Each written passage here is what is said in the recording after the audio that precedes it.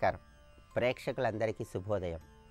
ఈనాటి శుభయోగం శీర్షికన తిరుప్పావై పాసురాలలో భావాన్ని, దానిలో ఉన్నటువంటి విశేషార్థాన్ని స్మరించుకుందాం. ఆండాళ్ తల్లి శ్రీకృష్ణ పరమాత్మను ఏ విధంగా ప్రార్థిస్తోందంటే, వర్షాకాలంలో పర్వత గుహల్లో నిద్రపోతున్నటువంటి సింహం ఒక్కసారిగా నిద్రలేచి ఒళ్ళు సాగదీసి విరుచుకొని గగుర్పాటుగా ఒళ్ళు దులుపుకొని శౌర్యంగా చూస్తూ గంభీరంగా ఎలా గర్జిస్తుందో ఆ సింహంలాగా నువ్వు నిద్ర నుంచి మేలుకో కృష్ణయ్య అంటూ ప్రార్థిస్తోంది.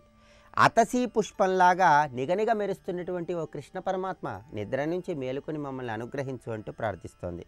శయన మందిరం నుండి బయలుదేరి దివ్య సింహాసనాన్ని అధిష్ఠించి మా విన్నపాలు విని అనుగ్రహించవయ్యా, అప్పుడే నీ దయ వల్ల మా వ్రతం పూర్తవుతుందని ఆండాళ్ తల్లి ఈ పాసురంలో కృష్ణ పరమాత్మను ప్రార్థిస్తోంది.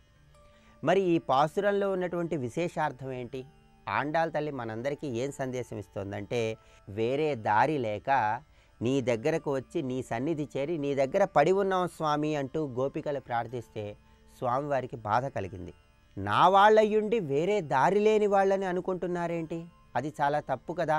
వాళ్ళని అనుగ్రహించటం ఆలస్యమైంది, గోపికలందరినీ నేను అనుగ్రహిస్తాను అని శ్రీకృష్ణ పరమాత్మ మనసులో పరితపించాడు. నా భక్తులు దారి లేని వాళ్ళు కాదు, వాళ్ళు నన్ను కోరి వచ్చారు, తప్పకుండా వాళ్ళని అనుగ్రహిస్తానని శ్రీకృష్ణ పరమాత్మ నిద్ర నుంచి అలా మేలుకున్నాడు. అలా శ్రీకృష్ణ పరమాత్మ నిద్ర నుంచి మేలుకోగానే ఆండాళ్ తల్లి కృష్ణుణ్ణి ఏమని ప్రార్థిస్తుందంటే, స్వామి మాకేం కావాలో ఇప్పుడే చెప్పేస్తే తర్వాత నిద్రమత్తులో ఏదో అన్నాను, నాకు గుర్తు లేదు అని నువ్వు అంటావేమో, అందుకే నువ్వు నిద్ర లేచి సింహాసనం దగ్గరికి రా, సింహాసనం మీద కూర్చో, అప్పుడు మాకేం కావాలో నిన్ను ప్రార్థిస్తాం. ఆ దివ్య సింహాసనం మీద కూర్చుంటే నువ్వు ఆడిన మాట తప్పవు కదా, అందుకే నిద్ర లేచావు కదా, అలా నడుచుకుంటూ సింహాసనం మీదకు వచ్చి కూర్చో అంటూ ఆండాళ్ తల్లి ప్రార్థిస్తోంది. సింహాసనం మీదకి స్వామివారు కూర్చోటానికి వచ్చేటప్పుడు స్వామివారు నడుస్తారు కదా, ఆ నడక ఎలా ఉండాలో ఆండాళ్ తల్లి ఈ పాసురంలో చెప్తోంది. పర్వత గుహలో నుంచి వచ్చేటటువంటి సింహంలాగా నడుస్తూ స్వామివారు రావాలని. అతసీ పుష్పము అని ఒక పుష్పం ఉంటుంది, అది చాలా సుందరమైనటువంటి పుష్పం, సుకుమారమైనటువంటి పుష్పం.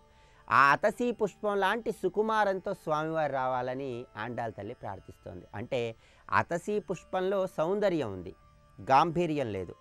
సింహంలో సౌందర్యం లేదు, గాంభీర్యం పరాక్రమం ఉంది. అంటే సింహంలో ఉన్న గాంభీర్యము, అతసీ పుష్పంలో ఉన్న సౌకుమార్యము, ఈ రెండు కలగలిసి స్వామివారు అలా నడుస్తూ వచ్చి సింహాసనం మీద కూర్చొని అనుగ్రహించాలని ఆండాళ్ తల్లి ప్రార్థిస్తోంది. అంటే ఇక్కడ ఆండాళ్ తల్లి మనందరికీ ఏం సందేశం ఇస్తోందంటే, పుష్పంలో స్వామివారే ఉన్నారు, సింహంలో స్వామివారే ఉన్నారు, సకల చరాచర సృష్టిలో కూడా స్వామివారే ఉన్నారని తెలుసుకోండి అని మనందరికీ అద్భుతమైన సందేశం ఇస్తోంది. అందుకే అంతర్బహిశ్చ తత్సర్వం వ్యాప్య నారాయణ స్థిత, లోపల బయట అంతా ఉన్నది పరమాత్మ స్వరూపమే కదా. అలా కృష్ణ పరమాత్మ సింహంలో ఉన్నాడు, అతసీ పుష్పంలో ఉన్నాడు, అన్నిట్లో ఉన్నాడు. అన్నిట్లో ఉన్న కృష్ణుని దర్శించండి. ఆ కృష్ణుని ఏం కోరుకుంటారు? ఏ కోరికలు లేవు స్వామి, నీ అనుగ్రహం కావాలి అని కోరుకోండి అంటూ ఆండాళ్ తల్లి మనకు సెలవిస్తోంది. కాబట్టి ఈ పాసురాల్లో ఉన్న విశేషార్థం ఏంటంటే, సకల చరాచర సృష్టిలో ఉన్న జీవులన్నింటిలో కూడా పరమాత్మను దర్శించాలి అని అంతర్లీనంగా ఆండాళ్ తల్లి మనకు అద్భుతమైన సందేశం ఇస్తోంది. నమస్కారం.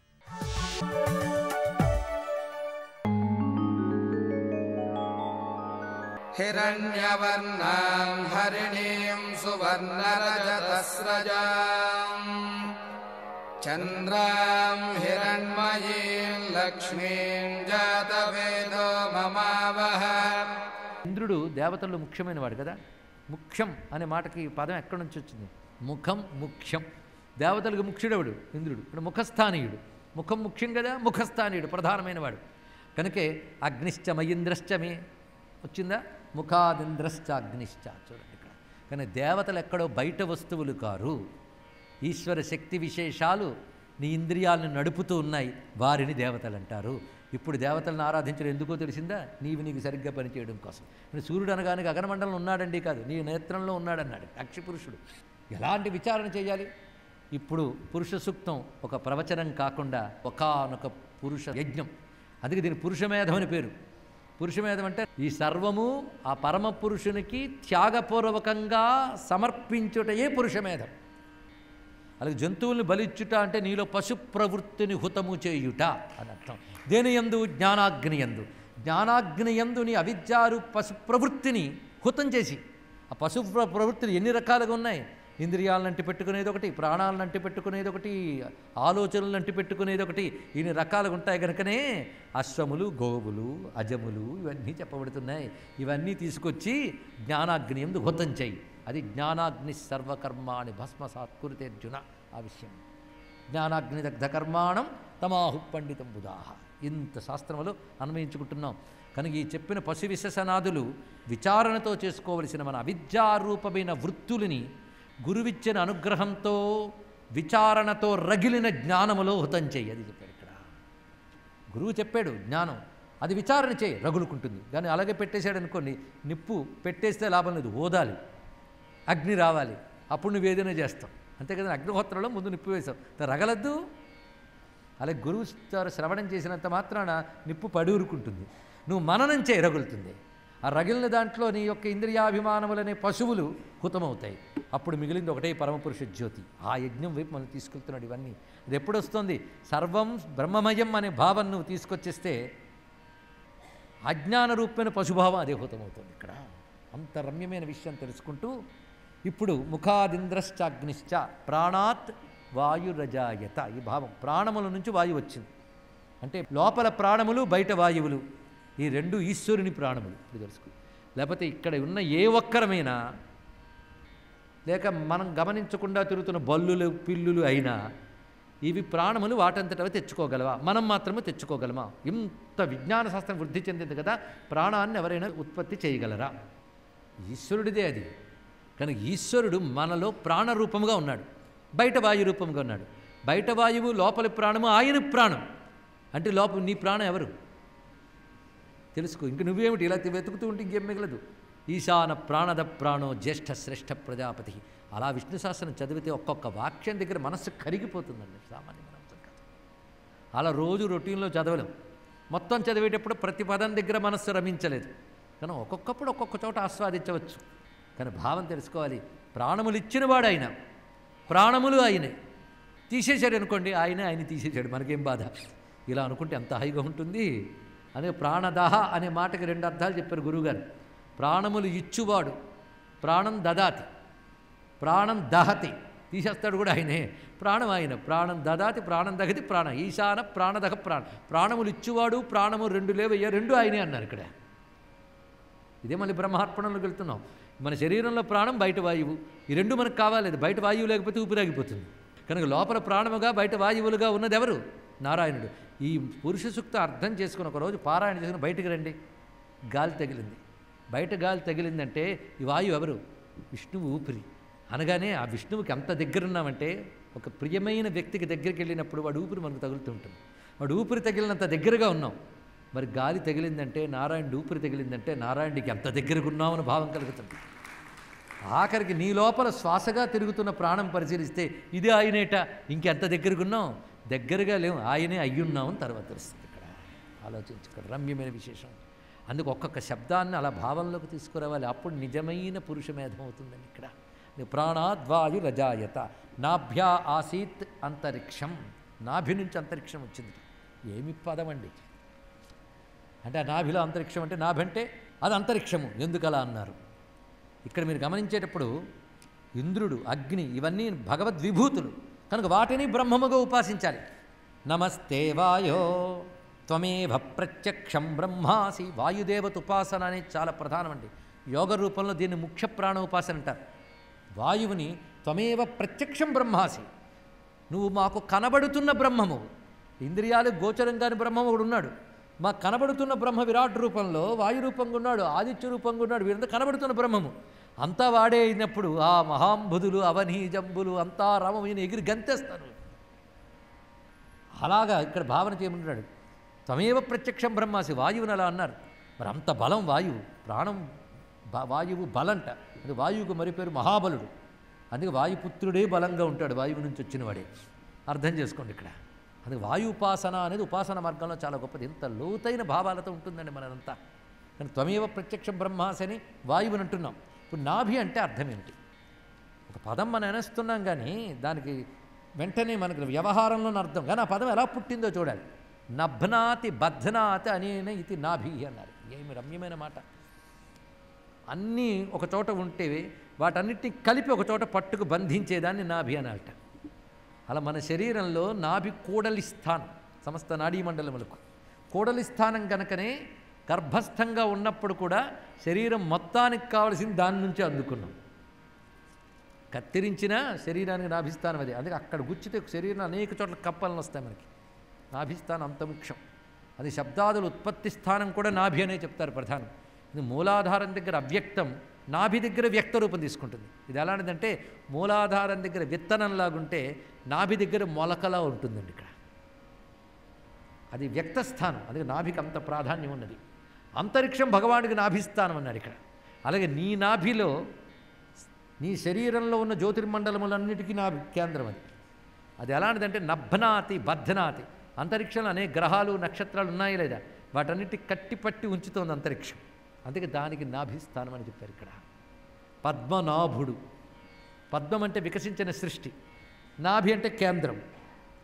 పైగా అంతరిక్షం, అంతరిక్షం అనే మాటకి ఎంత రమ్యమైన మాట చెప్పారండి ఇక్కడ. అంతరిక్షం అనే మాటలు విశేషంగా శబ్దానికి వ్యుత్పత్తి చూస్తేనే ఆశ్చర్యం కలుగుతుంది. అంతః ఈక్షతే ఇది అంతరిక్ష. అంతః అంటే మధ్యమునందు చూడబడినది. మన శరీరం మొత్తానికి నాభి మధ్యస్థానం. ఇప్పుడు మనం భూమి పృథ్వీస్థానం, పరమాత్మ ఎక్కడో ద్యులోకం వరకు ఉన్నాడు. అప్పుడు అంతరిక్షం ఎక్కడ ఉండాలి?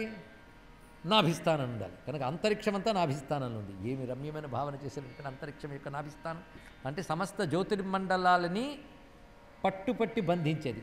అంటే ఒక బండి ఉంటుంది, దాని మధ్యలో కన్ను ఉంటుంది, చూసారా, బండి కన్ను.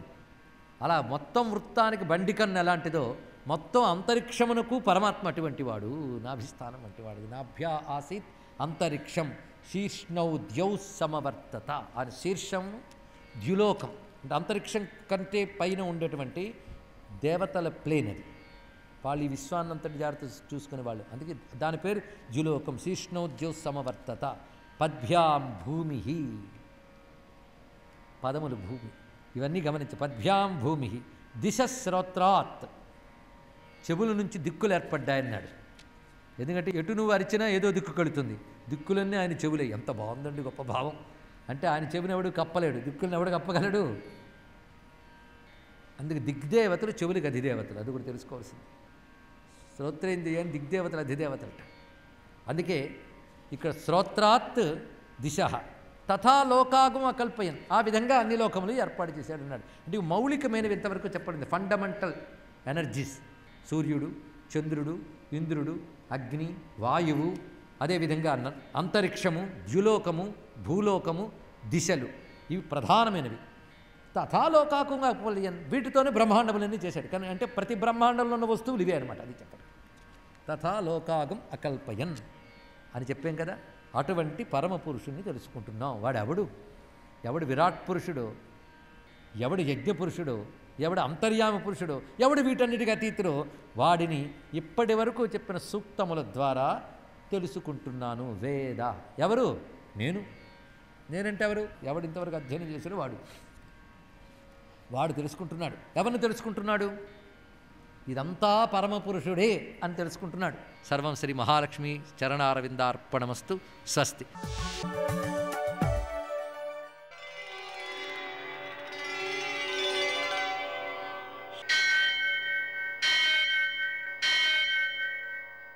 సహస్రశీరుషం దేవం విశ్వాక్షం విశ్వశంభువం విశ్వం నారాయణం దేవమక్షరం పరమం పదం విశ్వతః పరమాం నిత్యం విశ్వన్నారాయణగుం హరిం విశ్వమేవేదం పురుషస్తద్విశ్వముపజీవతి పతిం విశ్వస్యాత్మేశ్వరగుం శాశ్వతగుం శివమచ్యుతం నారాయణం మహాజ్ఞేయం విశ్వాత్మానం పరాయణం.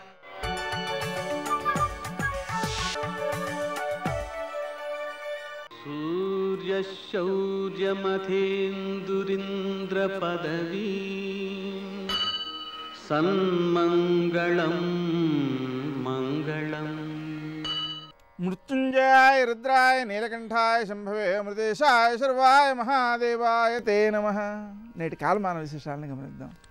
స్వస్తి శ్రీ చాంద్రమాన విలంబనామ సంవత్సరం ఉత్తరాయణం, కొన్ని పంచాంగాల్లో దక్షిణాయనం, హేమంత ఋతువు, పుష్యమాసం, శుక్లపక్షం, సోమవారం.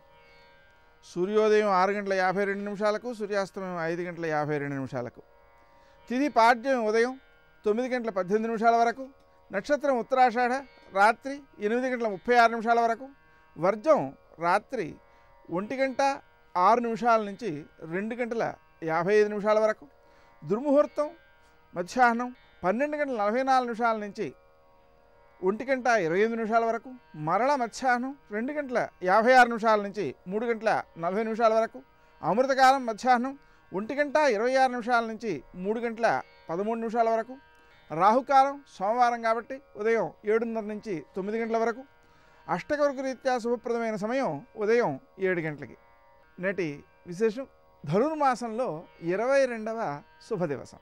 ఈ రోజున గోదాదేవి ఆ కృష్ణుణ్ణి చాలా ఉత్తమంగా కీర్తిస్తూ, విశాలమైనటువంటి ఈ భూప్రపంచంలో ఎంతమంది అయితే పాలకులు ఉన్నారో వారంతా కూడా భయంతో నీ ముందు తలవొగ్గి ఉంటారు, శరణాగతులే ఉంటారు, ధర్మాన్ని రక్షించేటువంటి నీ యందు సదభిప్రాయంతో కూడి ఉంటారు.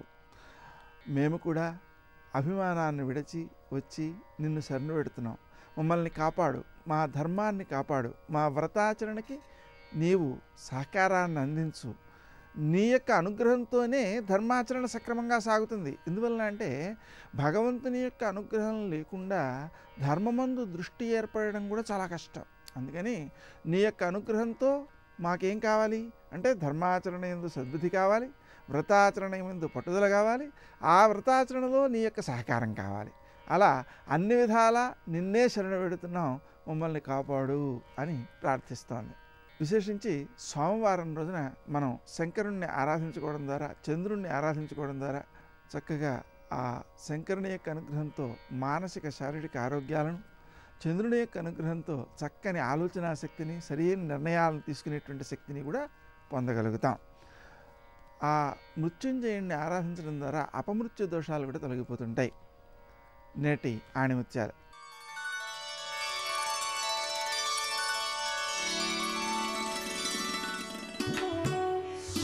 మనం చేసే ప్రతి కర్మకు ఫలితం ఉంటుంది, కావున ఇతరులకు బాధ కలిగించే పనులను చేయకూడదు.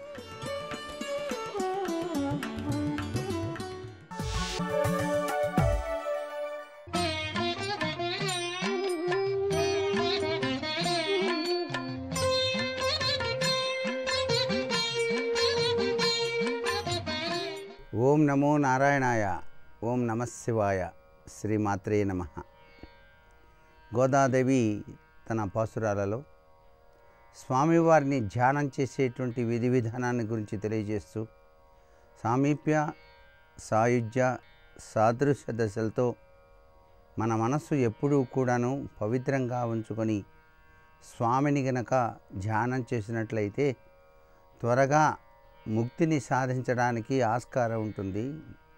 కాలాతీతమైపోతున్నది గోపికలారా, మీరందరూ కూడా నిద్ర నుంచి మేల్కొని స్వామివారి సేవలో మనసును లగ్నం చేసుకొని చక్కగా స్వామి పూజకు వలసినటువంటి వివిధ రకాలైనటువంటి చక్కటి పూల మాలలతో సహా వివిధ రకాలైనటువంటి ద్రవ్యాలను కూడాను స్వామికి ఆరగింపుగా తీసుకుని వెళ్ళటానికి మనం సంసిద్ధమై స్వామి కరుణకు పాత్రలమై మన యొక్క భక్తి తత్వాన్ని స్వామికి విన్నవించుకోవటానికి ఇది అనువైన సమయము సుమా అంటూ ఆ భక్తి తత్వంలో దాగిన మధురమైనటువంటి భావన పరంపరా లక్షణాలన్నింటినీ కూడాను చాలా చక్కగా తన పాసురాలలో వివరణ ఇస్తూ ప్రతి మనిషి కావలసినటువంటి శాంతి, సౌఖ్యం, ఆనందం అన్నీ కూడాను పరమానంద స్వరూపుడైనటువంటి పరమాత్మ లీలా వినోద తత్వంలో కూడినటువంటి విశేషాంశాలని మనస్సు అవగాహన చేసుకోవడంలోనే దాగి ఉన్నది సుమా అని చెప్పేసి ఆ ఆండాళమ్మ తల్లి చాలా చక్కగా వివరణ ఇస్తున్నది. అందుకే ఏకాంతంలో కూడా ఎప్పుడూ మనసు స్వామి యందే లగ్నమై ఉండాలి. ఇంకొక ఆలోచన అనేటువంటిది రానే రాకూడదు. ఎప్పుడు ఆ గోవిందుని నామం మనసంతా నింపుకొని గోవిందనామం చేస్తూ మహిమాన్వితమైన ప్రభావాన్ని అవగాహన చేసుకుంటూ స్వామిని సేవింప తరలి రండి అంటూ తన పాసురాలలో ఈ ధనుర్మాసరీత్యా శ్రీరంగనాయకుని వివిధ రీతులలో కొనియాడినటువంటి శైలిలో దాగిన పరమార్థ లక్షణం భక్తికి మించినటువంటిది ఈ జన్మకు మరొకటి లేనే లేదు అని చెప్పినటువంటి విశేషాంశాన్ని మనం అర్థం చేసుకొని పాటిద్దాం. సర్వే జనా సుఖినో భవంతు.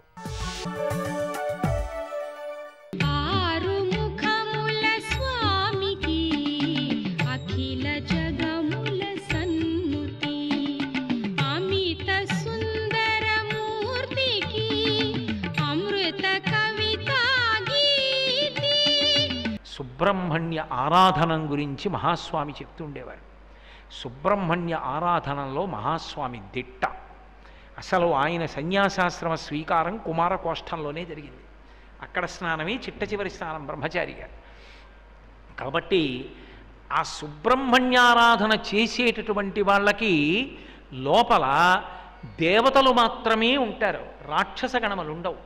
రాక్షస గణములు లేని కారణం చేత, దేవతలే ఉన్న కారణం చేత వాళ్ళ కర్మానుష్ఠానం అంతా పరమభక్తి తత్పరతతో నిండిపోతుంది, పరమధార్మికంగా ఉంటారు. అప్పుడు వారి మాట ఏమవుతుందంటే, వారు సత్యమును మాట్లాడడం కాదు, వారు మాట్లాడినది సత్యమవుతుంది. ఒక అల్పాయుర్దాయం ఉన్నవాడు వచ్చి నమస్కారం చేస్తే దీర్ఘాయుష్మాన్ భవ అన్నారనుకోండి, ఆయన అన్నారు కాబట్టి దీర్ఘాయుష్మంతుడు అవుతాడు. ఆయన మాట అబద్ధం అవడానికి వీల్లేదు. ఇక కారణం సుబ్రహ్మణ్య ఆరాధన ఆ శక్తికి ఎత్తేస్తుంది మనిషిని. అందుకే శంకరాచార్యుల వారు ఒక అద్భుతమైనటువంటి ప్రయోగం చేశారు. పూజలో పంచాయతనాన్ని ప్రవేశపెట్టారు. మీ ఇష్టదైవం ఎవరుంటారో వారు మధ్యలో ఉంటారు, చుట్టూ నలుగురు ఉంటారు. పరమేశ్వరుడు మధ్యలో ఉంటాడు, చుట్టూ విఘ్నేశ్వరుడు, సూర్యుడు, విష్ణువు, అమ్మవారు అంబిక నలుగురు ఉంటారు. నేను భేదభావంతో పూజ చేయకూడదు. శివుణ్ణి ఆరాధన చెయ్యాలి అంటే తిన్నగా పువ్వు శివుడి మీద వెయ్యకూడదు. వీళ్ళ అనుమతి లేకుండా నేను వెళ్ళలేను. శివుడి దగ్గరికి వెళ్ళాలి అంటే ఎవరి మాటకు ఆయన లొంగిపోతాడో వాళ్ళ పాదం మీద పువ్వు వెయ్యాలి. ముందు ఈ నలుగురికి వెయ్యాలి. అంటే ఇప్పుడు మీరు శివుడు విష్ణువు భేదం అని ఎలా అంటారు నాకు చెప్పండి? ఆయన పాదాలు పట్టుకోకుండా శివుడు దొరకనే దొరకడు. విష్ణువు మధ్యలో ఉన్నాడు అనుకోండి, శివుడి పాదాల మీద వేయకుండా విష్ణువు దొరకడు. అది ఆయన సామరస్యం. భేదాన్ని ఆయన తిరస్కరించారు. పంచాయతన పూజ పెట్టారు, ఇందులో సుబ్రహ్మణ్యుడు లేడు. అంటే శివుణ్ణి ఉదాహరణగా నేను చెప్తున్నాను. శివుడు మధ్యలో ఉండి విఘ్నేశ్వరుడు, సూర్యుడు, విష్ణువు, అంబిక నలుగురు ఉన్నారు, మధ్యలో శివుడు ఉన్నాడు. సుబ్రహ్మణ్యుడేడి? శంకరాచార్యుల వారు మరి షణ్మత స్థాపనాచార్యుడైనప్పుడు సుబ్రహ్మణ్యుడి ఆరాధనా విధానం మోక్షమునకు కారణమని భగవత్తత్వంగా నిర్ణయం చేశారుగా. మరి పంచాయతన పూజ అని 5 పెట్టి సుబ్రహ్మణ్యుడికి స్థానం ఎందుకు ఇవ్వలేదు? ఎందుకు ఇవ్వలేదంటే కారణం ఒకటే, ఆయన జ్యోతిస్వరూపుడు. జ్యోతియే సుబ్రహ్మణ్యుడు. వీళ్ళ నలుగురి దగ్గరికి పువ్వుడేయడానికి కూడా ముందు దీపం వెలిగిస్తారు. ఆ జ్యోతి ఆయనే. అందుకని ఇంక అక్కర్లేదు. అసలు ఇక్కడ జ్యోతి కన్నా ముందు సంధ్యావందనం చేయగానే సమిధాదానం ఉంది, అగ్నికార్యం ఉంది. అగ్నికార్యంలో అగ్నిహోత్రుడు ఆయనే, జ్యోతి ఆయనే. ఇక్కడ జ్యోతి ఆయనే. హారతి ఇస్తుంటారుగా అస్తమానం, ఆ హారతిలో జ్యోతి ఆయనే. అందుకే ఇప్పటికీ అరుణాచలం సుబ్రహ్మణ్య క్షేత్రం అని ఓ పేరుంది. కారణం ఏమిటో తెలుసా? అగ్నిస్వరూపంగా ఉండేవాడు సుబ్రహ్మణ్యుడు, జ్ఞానాగ్నిగా ఉండేవాడు పరమశివుడు. అందుకే అగ్ని జ్యోతి వెలుగుతుంటుంది. కార్తీక పౌర్ణమి నాడు అంత పెద్ద జ్యోతి వెలిగిస్తూ ఉంటారు. అరుణాచలం సుబ్రహ్మణ్య క్షేత్రము అని ఒక ప్రతీతి. కాబట్టి అంత గొప్ప క్షేత్రమైనటువంటి అరుణాచలంలో అగ్ని దర్శనం, పూజలో జ్యోతిస్వరూపమే సుబ్రహ్మణ్య దర్శనం. అందుకని ఇక వేరుంచరు. కానీ తృప్తి తీరని వాళ్ళు కొంతమంది ఉంటారు. మాకు ఎలా అయినా సుబ్రహ్మణ్యుడు ఉండాలండి, ఏదో ఒక రూపంతో ఉండాలండి అంటే ఏం చేస్తారో తెలుసా? రూపం పెట్టక్కర్లా, శూలం పెడితే చాలు. అందుకే వేల్ అని పేరు కూడా పెట్టుకుంటుంటారు, వేలాయుధన్ అని. వేలాయుధన్ అంటే వేల్ అంటే శూలం, వేలాయుధన్ అంటే శూలము ఆయుధముగా కలిగిన వాడు. ఏమిటో తెలుసా శూలం? అమ్మవారు. అమ్మవారి శక్తిగా మారి శూలంగా ఆయన చేతిలోకి వెళ్ళింది. అందుకే శంకరాచార్యులు వారు సౌందర్యలహరి చేస్తూ విశాఖేంద్రోపేంద్రో అని ముందు నమస్కారం ఎవరికి చేస్తాడంటే అమ్మ దగ్గరికి పరిగెత్తుకొస్తుంటాడు రాక్షసుల్ని గెలిచి. కారణం, అమ్మ నువ్వే నా చేతి శూలంగా ఉన్నావని. శక్తివేల్ అంటుంటారు. అందుకే శక్తియే శూలంగా ఉంటుంది. కాదు, ఆ శూలం అగ్ని, జ్ఞానాగ్ని. సుబ్రహ్మణ్యుడు జ్ఞానాగ్ని స్వరూపి, అందుకే జ్యోతి రూపంగా నిలబడతాడు. అగ్నియే కాకుండా ఋగ్వేదంలో అగ్నిగా కాకుండా అగ్నిగా ఆరాధింపబడేవాళ్ళు ముగ్గురు ఉన్నారు. ఒకడు శివుడు, అష్టమూర్తుల్లో అగ్నిగా ఆరాధింపబడతాడు. అమ్మవారు అగ్ని రూపంలో ఆరాధింపబడుతుంది. ఇది మీకు చమత్కారంగా ఉండొచ్చు వైదిక స్పర్శలో. అమ్మవారు అగ్ని రూపంగా ఆరాధింపబడడం ఏమిటంటే అది ఎక్కడుంది అని. మనం కుంకుమార్చనలు చేస్తే లక్ష్మీదేవి మూర్తులు పెట్టి కుంకుమార్చనలు చేస్తారు, లలితాదేవి మూర్తులు పెట్టి. మీరు మలయాళ దేశం వెడితే మలయాళ దేశంలో దీపం వెలిగించి ఆ జ్యోతి వంక చూస్తూ కుంకుమార్చన చేస్తారు. అమ్మవారిని జ్యోతిలో చూస్తారు మలయాళ దేశంలో. అమ్మవారిని జ్యోతిలో చూసే సంప్రదాయం ఉంది. జ్యోతి జ్ఞానాగ్నిగా జ్యోతి రూపంగా సుబ్రహ్మణ్యుణ్ణి ఆరాధన చేస్తారు. ఇంతేకాదు, అసలు సుబ్రహ్మణ్య తత్వం అద్భుతం. మయూరవాహనుడు. మయూరవాహనము అనేటటువంటి దానికి అబ్బాయి ఎన్ని అర్థాలు. అది పావుని చంపుతుంది నెమలి. 2, అది ఒక్కటే సృష్టి యందు శారీరకమైన సంబంధమును పెట్టుకోదు. 3, మేఘమును చూస్తే నర్తిస్తుంది. దానికి ఈ 3 లక్షణాలు ఉంటాయి కాబట్టి నెమలి మయూరమని పేరు. ఒక్కొక్క దానికి ఒక్కొక్క లక్షణం ఉంటుంది. ఆ లక్షణం ఉంటే ఆ పేరుతో పిలుస్తారు సంస్కృతంలో. పావుని చంపుతుంది, పావుని కాళ్ళ కింద పెట్టి తొక్కుతుంది.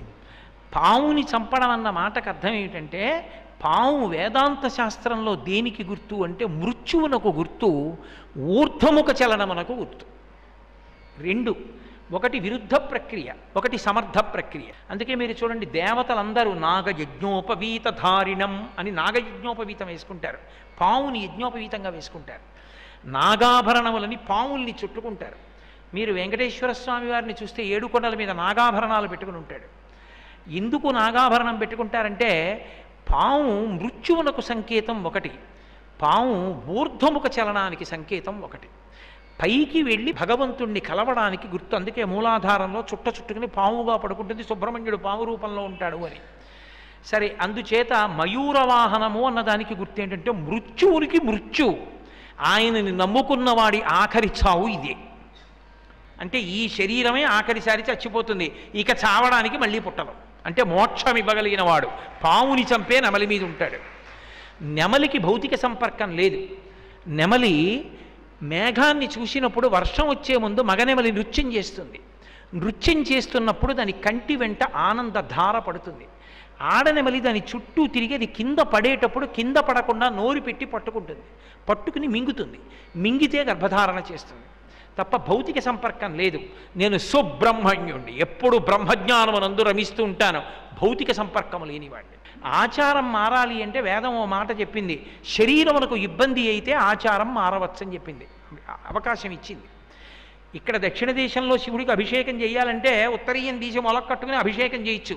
కార్తీక మాస పౌర్ణమి నాడో ఎప్పుడో మంచి చలిలో కాశీలో పెడతానంటే ఒళ్ళు కొయ్యబారిపోతుంది. అప్పుడు అక్కడ ఉన్న ఆయన ఓ పంచె కట్టుకుని దాని మీద ఓ లాల్చీ వేసుకుని దాని మీద ఓ కోటు వేసుకుని అభిషేకం చేస్తుంటాడు. తప్ప అండి అంటే తప్పు కాదు. ఎందుచేత అంటే ఆచారకాండకి మినహాయింపు ఎప్పుడు ఇస్తారంటే వాతావరణ పరిస్థితుల చేత మినహాయింపులు ఇచ్చింది, వేదం ఇచ్చింది.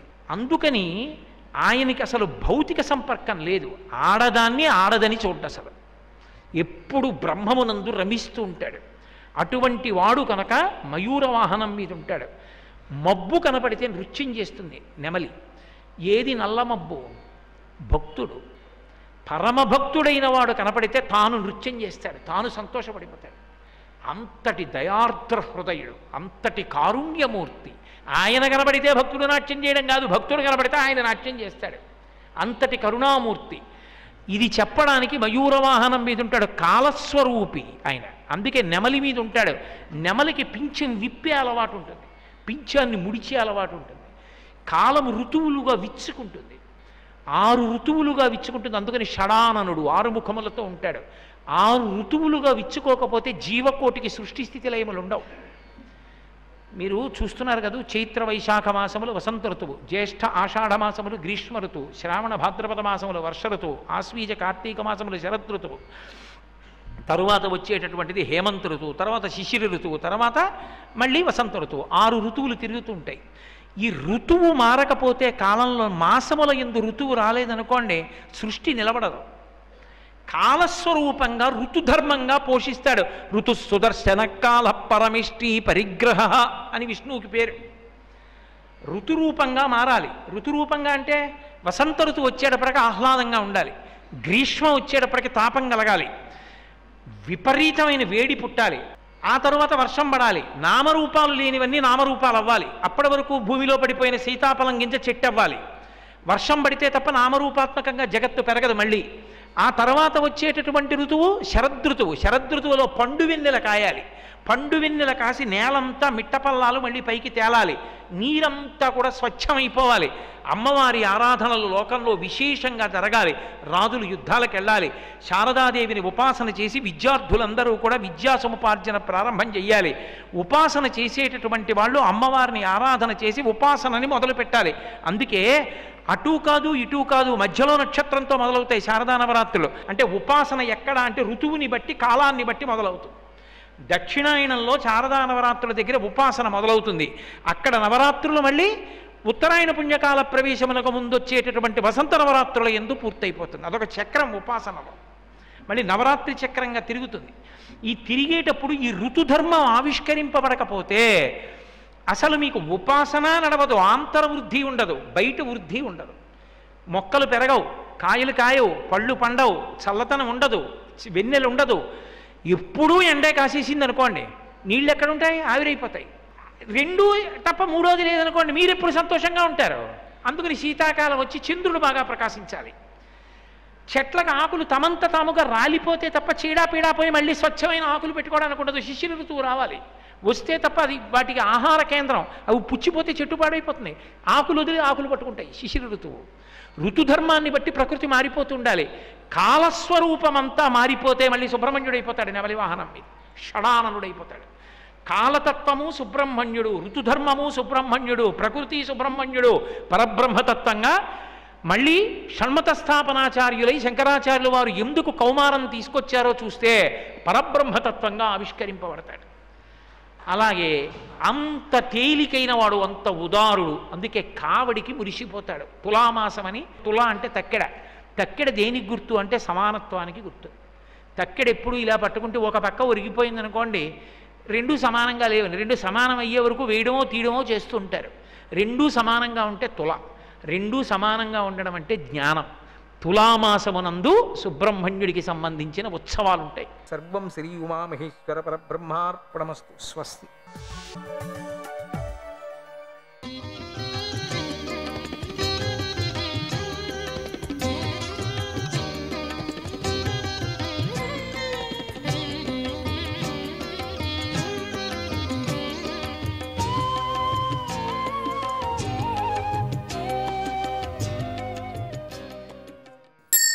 నారాయణ నారాయణ నారాయణ నారాయణ నారాయణ. యుగాల లక్షణాలు, వాటికి తగ్గట్లుగా మానవుల ప్రవృత్తులు, కలియుగంలో మానవులకు కలిగే ఉపద్రవాలు, 4 రకాల ప్రళయాలు వర్ణించబడ్డాయి.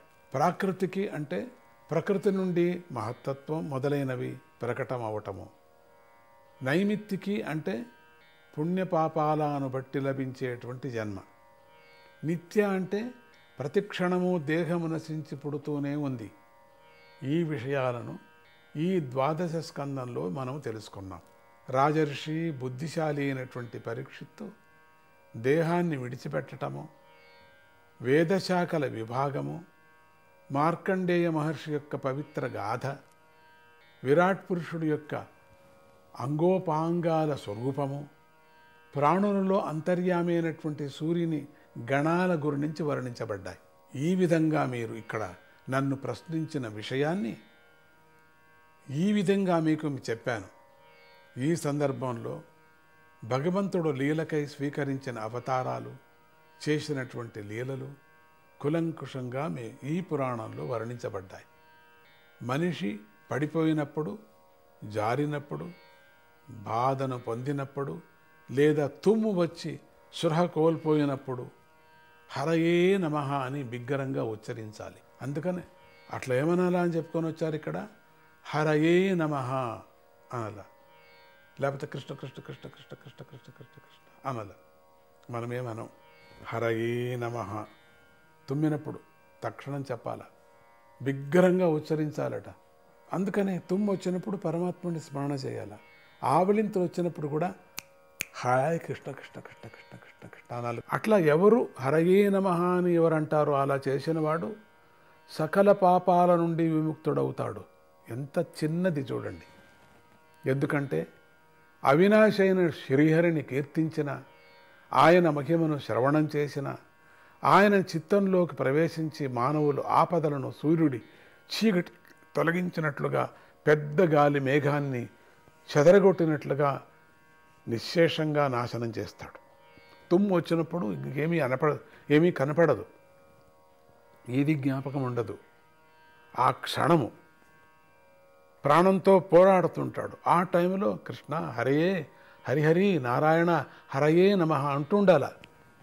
ఒక్క పారైనా ఉచ్చరించాలి. మనం బయటకు పెద్దగా చెప్పకపోయినా లోపలైనా చెప్పుకోవాలి. ఎందుకు ఆ క్షణం పరమాత్ముడు యొక్క ఆత్మతత్వ దర్శనం అది. ప్రత్యక్షాది ప్రమాణాలకు గోచరం కానివాడు ఏ మాట యందు భగవంతుడి గుణాల ప్రకాశం కలదో అవే సత్యాలు. ఎవరైనా మాట్లాడుతున్నాడో పరమాత్ముని విచారంగా కలుపుకొని మాట్లాడుతుండాలి. అవే నిజమైనటువంటి సత్యాలు. పరమాత్ముని గుణాలు మనకు కావాలి, కానీ అవి ఉన్నప్పుడు మాత్రమే సత్యాలు. అవే కళ్యాణకరాలు, అవే పవిత్రములై కూడా ఉన్నాయి. తదేవ రమ్యం రుచిరం నవం నవం తదేవ శశ్వన్మనసో మహోత్సవం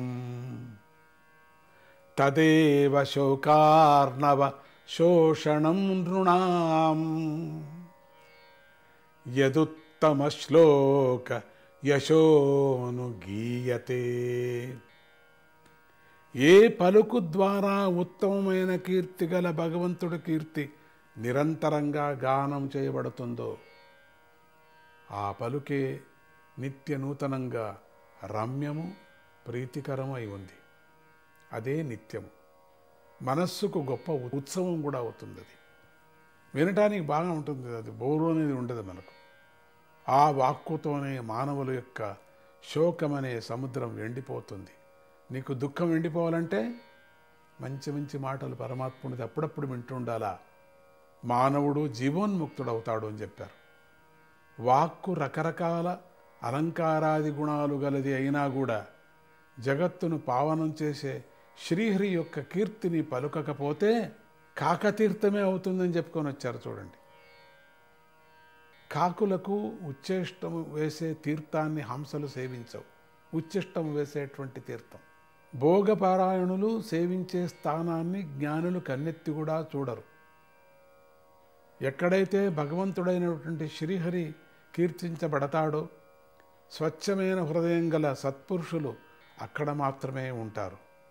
ప్రతి శ్లోకంలోనూ అనంతుడు భగవంతుడైనటువంటి శ్రీహరి కీర్తిని సూచించే నామాలు గల వాక్కును పలికినప్పుడు ఒకప్పుడు అపభ్రంశ పదాలు ఉన్న ఛందస్సు సరిగ్గా లేకపోయినా పర్వాలేదు. శ్రీహరి స్మరణ జనుడి యొక్క పాపాలను నాశనం చేస్తుంది. ఒకవేళ వ్యాఖ్యానం, గ్రామరు, ఛందస్సు ఇవన్నీ లేకపోయినా కూడా పర్వాలేదు. పరమాత్ముని స్మరణ ఉంది కదా అక్కడ, చాలు. ఎందుకంటే సత్పురుషులు అటువంటి వాక్కును మాత్రమే శ్రవణం చేస్తారు. వారు ఆ నామాలను మాత్రమే గానం చేస్తారు, కీర్తిస్తారు. పరమాత్మకు క్రియా సంబంధం లేదు. పరమాత్మ యందు సుఖదుఖాది ద్వంద్వమలాలు ఏవి కూడా, ఈ ద్వంద్వమలాలు కూడా లేవు. అటువంటి పరమాత్మ యొక్క జ్ఞానమైన భగవంతుడైన శ్రీహరి యొక్క భక్తి లేకపోతే అధికంగా శోభించదు. కర్మసాధన సాధ్య కాలాలు రెండింటి యందు దుఃఖానికి కారణమవుతుంది. సాధ్యాకాలాలు రెండింటికి కూడా దుఃఖానికి కారణమవుతుంది. అటువంటి కర్మ గొప్పదే అయినా కూడా ఈశ్వరుడికి సమర్పించకపోతే ఎందుకు శోభిస్తుంది? అందుకు కారణమేముంటుంది? శోభించదు అని వేరుగా చెప్పవలసిన పని లేదు కదా. ఆశ్రమాలకు చెందినటువంటి ఆచరణలు, తపస్సు, అధ్యయనము, దానము మొదలైన వాటి యందు పరిశ్రమ చేయటము చాలా పెద్దది. దానివల్ల కీర్తి సంపద మాత్రమే లభిస్తాయి.